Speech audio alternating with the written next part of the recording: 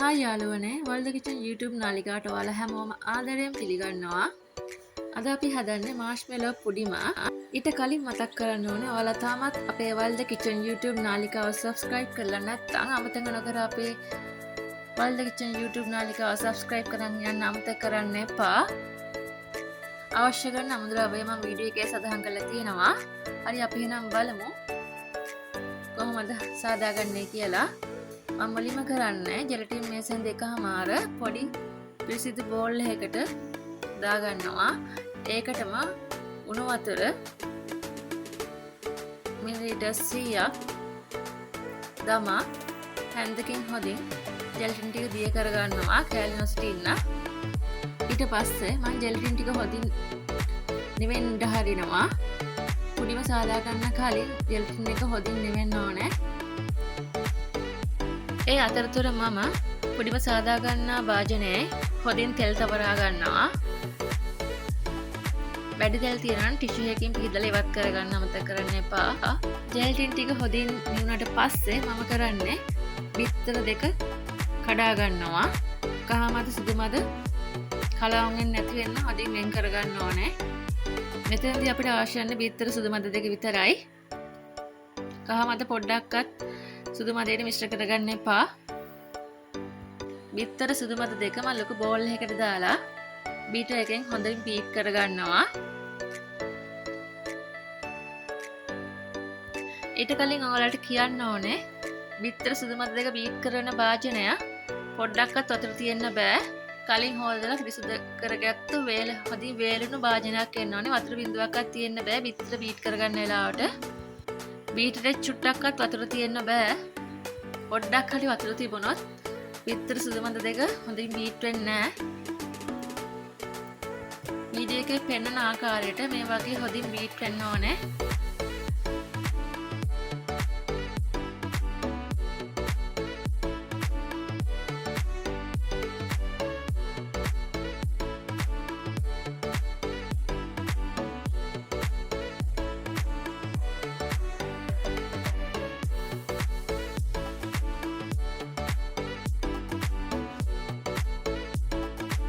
බිත්තර සුදු මත ටික විනාඩි කිහිපයක් හොඳින් බීට් කරගන්න ඕනේ.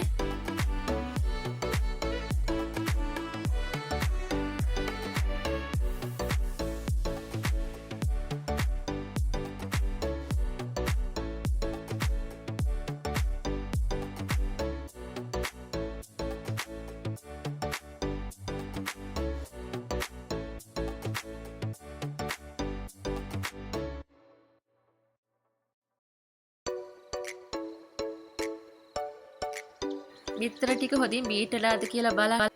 බීටර් එක උස්සලා බලන්න බීටරේ ගෑවිලා තියෙනවා පල්ලෙහාට වැටෙනවද කියලා. නැත්නම් බිත්තර සුදු මත බීට් කරපු භාජනේ අනිත් පැත්ත හරවලා බලන්න. එතකොට ඒක පල්ලෙහාට වැටෙන්නේ නැහැ. එහෙනම් හොඳින් බීට් වෙලා තියෙන්නේ. ඒ වෙලාවට සීනි 3 පාරකට එකතු කරලා හොඳින් බීට් කරගන්න.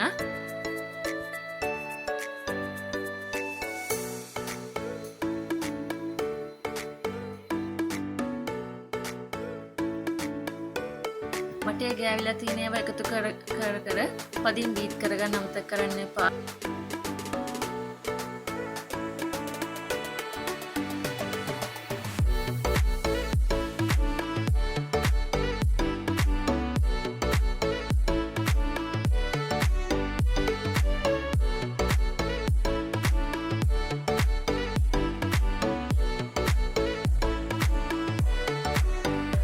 සීනි ටික දිය වෙනකම් හොඳින් බීට් කරගන්න.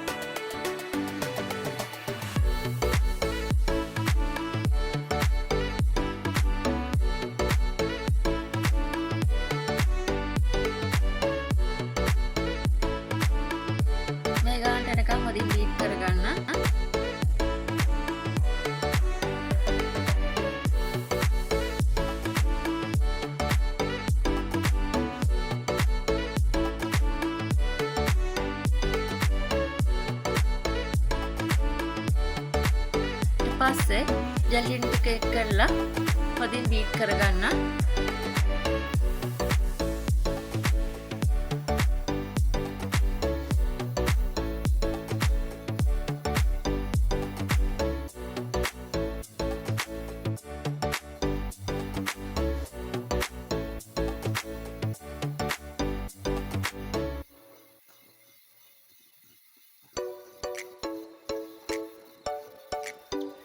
දිය කරගත් ජෙලටින් ටික එකතු කරලා විනාඩි 2-3ක් හොඳින් බීට් කරගන්න.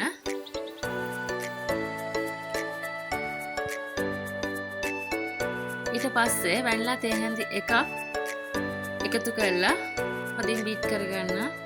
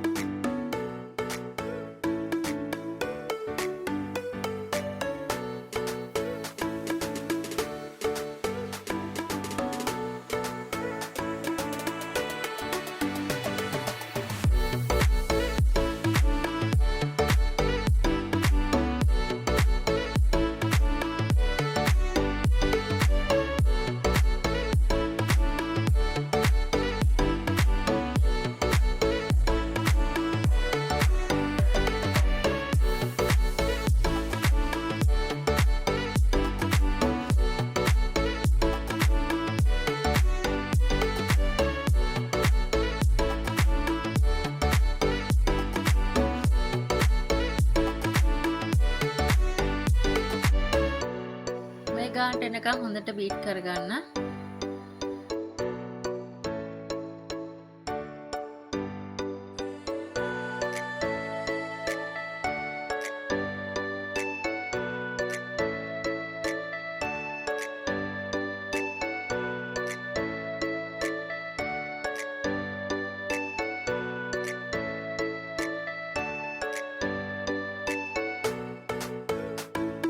ඊට පස්සේ මම මාෂ්මෙලෝ පොඩි මිශ්‍රණය කොටස් දෙකකට වෙන් කරගන්නවා. සමසමව වෙන් කරගන්න.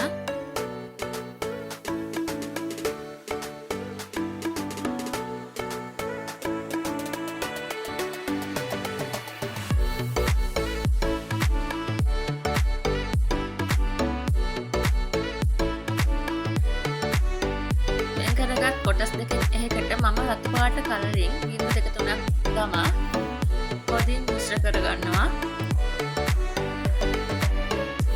එක කොටසක් මම රතු පාට කලරින් දාලා හදාගන්නවා. අනිත් කොටස සුදු පාටම තියාගන්නවා. ඔයාලට අවශ්‍ය නම් පාට දෙකට හදාගන්න පුළුවන්.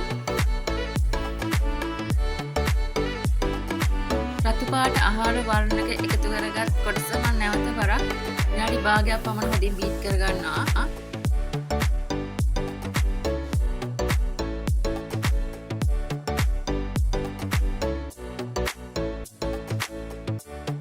ඊට පස්සේ මම පොඩිම සාදා ගන්නා භාජන අරගෙන සුදු පාට කොටසින්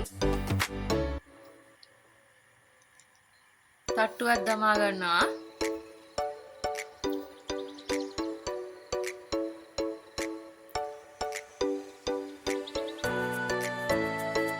මේ දාලා හොඳින් තුනී කරගන්න. ඊට පස්සේ රෝස පාට මිශ්‍රණය කොටසක් දාලා හොඳින් තුනී කරගන්න.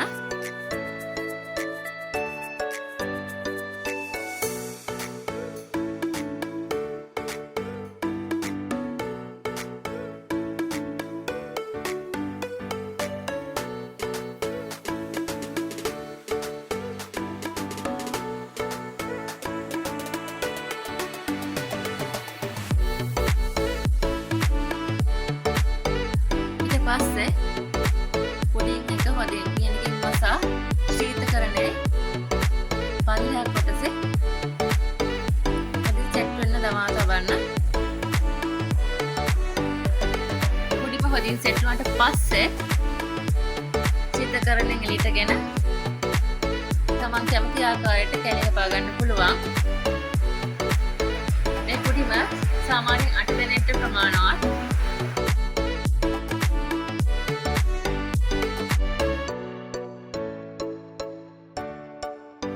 ඉතින් ඔයාලා අදත් මාෂ්මෙලෝස් පොඩිම හදලා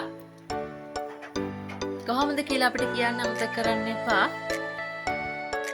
නැවත මේ වගේ රසවත් වීඩියෝ එකකින් ඔයාලා මුණ ගැහෙන්න බලාපොරොත්තු වෙන්න. අදට අපි මේ වීඩියෝ එක අවසන් කරනවා. ඉතින් ඔයාලා හැමෝටම සුබ දවසක්. ජය වේවා.